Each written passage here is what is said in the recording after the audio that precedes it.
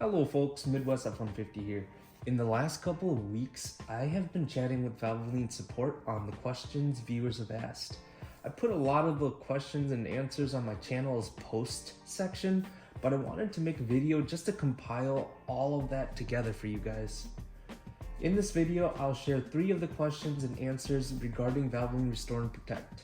First question is on whether or not the Restore and Protect meets and exceeds the GF-7 specifications.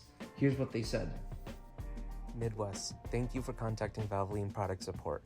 Valvoline is GF-7 ready. Motor oils are not allowed to claim GF-7 API SQ approval until first license, March 31st, 2025.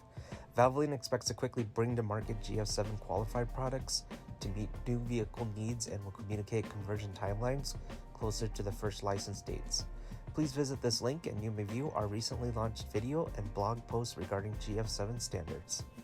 Thank you and have a great day. Alright, what are your thoughts? Did the answer surprise you at all? Let me know in the comments. Second question asked was whether or not Valvoline intends to produce a 0W16 viscosity for the Valvoline Restore and Protect. Here's what they said.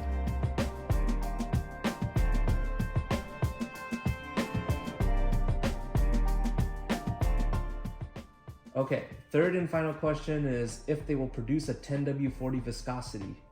Here's what they said.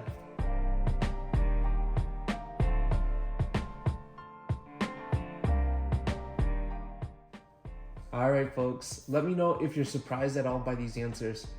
By the way, anyone can ask Valvoline these questions through their website. I don't have some secret back channel where I'm getting these answered. I'm literally compiling this for anyone looking for a quick answer, and it makes a quick and easy content for the channel.